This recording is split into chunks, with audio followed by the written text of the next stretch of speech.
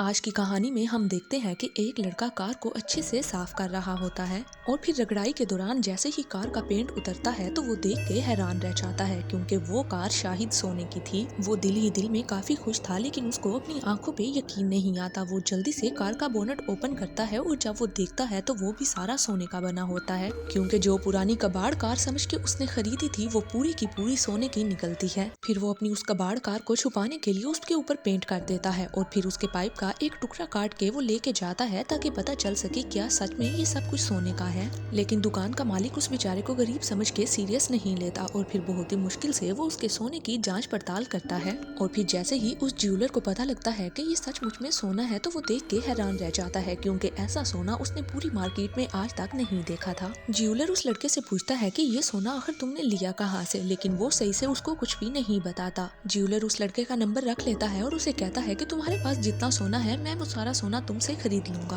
और फिर पैसे मिलते ही वो लड़का यानी कि लेक अपनी गर्लफ्रेंड के पास जाता है। उसकी गर्लफ्रेंड पहले उसको लिफ्ट नहीं करवाती थी क्योंकि वो काफी गरीब था और फिर लेक के पास इतने ज्यादा पैसे देख के उसकी गर्लफ्रेंड फिर से उसके साथ रहने लग जाती है। लेकिन लेक बेचारे को नहीं पता था कि इस सोने की वजह से उसके पीछे एक माफिया गैंग पड़ चुका है और वो ज्वेलर उन्हीं के गैंग का एक आदमी था। और असल में ये सारा सोना माफिया गैंग का ही था क्योंकि उन्होंने अपनी सारी कमाई एक सोने की कार में बदल दी थी और उस माफिया गैंग ने पुलिस से छुपने के लिए वो कार एक कबाड़ में छुपाई हुई थी जहां से लेक उस कार को खरीद लेता है। और फिर माफिया गैंग के गुंडे लेक के पीछे पीछे उसके दोस्त तक पहुंच जाते हैं और उसे काफी तकलीफ देते हैं लेकिन वो इस बारे में कुछ भी नहीं जानता था। और फिर वो गुंडे साथ जानने के लिए एक कटर से उसकी एक उंगली काट देते हैं। दूसरी तरफ लेक उस आदमी के पास जाता है जिससे वो पुरानी कार खरीद के लाया था और उसको जाके पैसे देता है। लेकिन बाहर निकलते ही गुंडे उसे देख लेते हैं लेकिन वो कैसे भी करके अपनी जान छुड़ा के वहाँ से निकल जाता है और गुंडे उस पुराने मालिक को पकड़ लेते हैं जिसने लेक को कार बेची थी। और फिर लेक जैसे ही अपनी जान बचा के यहाँ से भागता है तो रास्ते में उसकी कार के साथ उसका दोस्त बेचारा टकरा जाता है।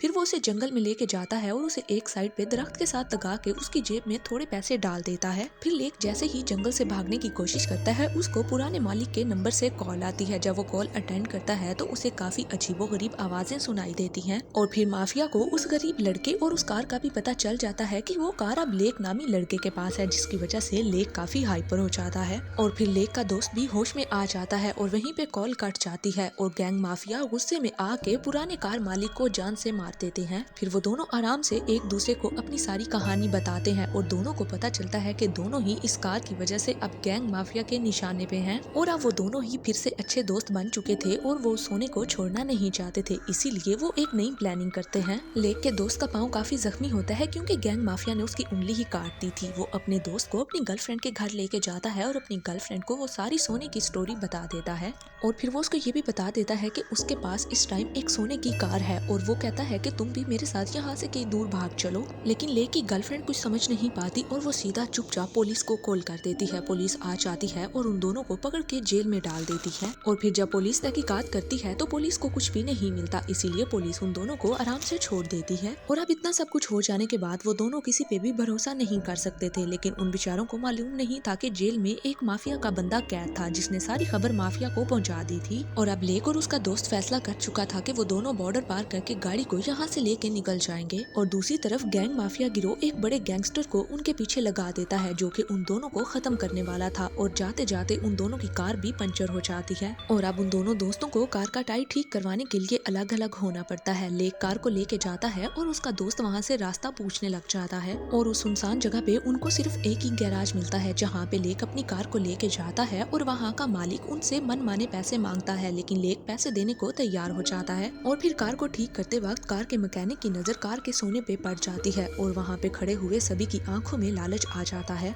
और फिर क्या होना था कि वो लेक को मार के वहीं पे बेहोश कर देते हैं। दूसरी तरफ हमें दिखाया जाता है कि जहाँ पे लेक का दोस्त मौजूद था वहाँ पुलिस की गाड़ी आ जाती है और वो उस फ्रूट वाले से हेल्प मांगता है लेकिन फ्रूट वाला उसकी हेल्प करने को तैयार नहीं होता। लेकिन वो पुलिस इन लोगों के पीछे नहीं आई थी बल्कि वो बॉर्डर पे रैंडम चेकिंग कर रही थी। लेकिन लेक का दोस्त काफी घबरा जाता है और ऐसे बिहेव करने लग जाता है जैसे वो तो यहाँ का है ही नहीं। और फिर पुलिस को शायद ये सब कुछ सच लगने लगता है और वो यहाँ से चेकिंग करके निकल जाते हैं। जैसे ही मामला रफा दफा होता है पुलिस वहाँ से चली जाती है तो वो फ्रूट वाला भी काफी खुश हो जाता है और उन दोनों को बॉर्डर पार करवाने का वादा करता है। उधर दूसरी तरफ सारे मैकेनिक समझते हैं कि उन्होंने लेक को मार दिया है, लेकिन ऐसा नहीं था। लेक बस बेहोश होने की एक्टिंग कर रहा था। जैसे ही वो सभी बातों में लगते हैं, लेक उनके दरमियान से फौरन से भाग निकलता है और जैसे ही लेक वहाँ से भाग निकलता है, लेक का दोस्त वहाँ के मालिक को लेके आ जाता है, जो कि उस ठेले वाले ने उसके साथ भेजा था। और फिर वो अपने मालिक को देख के समझ जाते हैं कि हमने इन दोनों लड़कों को नुकसान नहीं पहुँचाना, बल्कि सेफली इनको बॉर्डर पार करवाना है। और फिर वो गिराज का मालिक कार को अच्छे से पेंट करके बिल्कुल छुपा देता है और फिर लेक गिराज मालिक को कार की सोने की फ्यूल कैप दे देता है और उसका शुक्रिया अदा करता है। और तभी वहाँ पे उस गैंगस्टर की कार आके रुकती है, जो कि लेक को खत्म करने के लिए आया था। वो दोनों जल्दी से अपनी कार में छुप जाते हैं और ये वही गैंगस्टर था जिसने लेक के दोस्त की उंगली भी काटी थी, जिसकी वजह से अब लेक और उसका दोस्त काफी डर जाते हैं। वहाँ के मैकेनिक उसको रोकने की काफी कोशिश करते हैं, लेकिन वो किसी की नहीं सुनता।